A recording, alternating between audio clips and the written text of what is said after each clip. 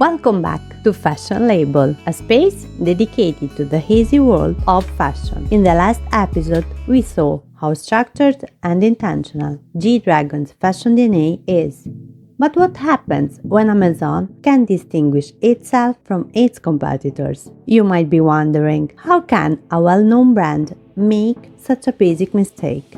Welcome to the twins Valentino story. Let's begin with our first protagonist, Valentino Ludovico Clemente Garavani, better known simply as Valentino. He founded the fashion house in 1960, together with Giancarlo Giametti, a winning duo with clearly defined roles. Giametti managed the business, while Valentino dedicated himself entirely to creativity. Their partnership continued until the designer's retirement from the fashion scene. Success arrived almost immediately. From fashion magazines to celebrities and the Italian upper class, everyone fell in love with his work. An elegant style, precious garments, attention to every detail, and the ability to tell fairy tales through dresses.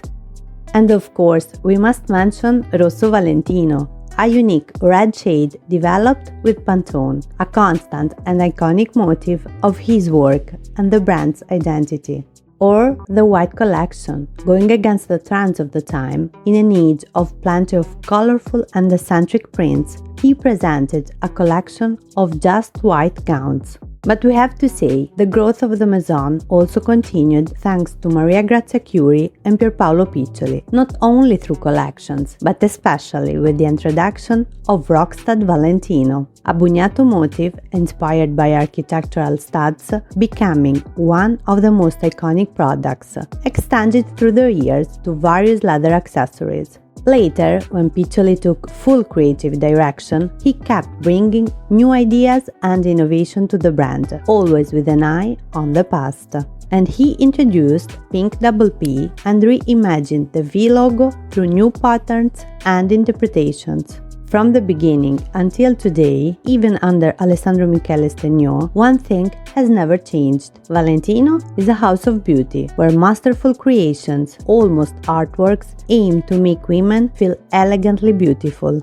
So who is the twin? Mario Valentino, another Italian brand specialized in leather goods. He founded his label earlier in 1952 and gained popularity with a flat sandal adorned with a coral flower. The design appeared in Vogue France and opened the doors to international success, bringing his craftsmanship and high-quality leather shoes to foreign markets. As the brand expanded through the decades, its identity evolved as well, particularly through labels such as Valentino by Mario Valentino. Over time, the coexistence of Mario Valentino, Valentino by Mario Valentino, and Valentino Garavani created an increasingly blurred identity landscape for consumers. But let's introduce a third element, crucial in understanding the core problem: logos and what they mean for a brand, especially in the fashion world. Today, symbols, logos, and codes are becoming more and more central to a brand's identity. They are what makes you stand out, what the audience instantly associates with you. So as we can see, both are Valentino, and as a natural extension of their names, they both wanted to use the V or Valentino in their logos.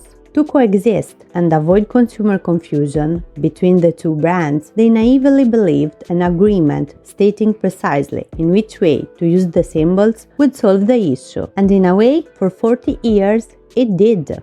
The agreement stated Mario Valentino could use the extended name or M. Valentino or V or Valentino, but the last two couldn't appear together, only alternatively. And inside every project, Mario Valentino had to be clearly specified.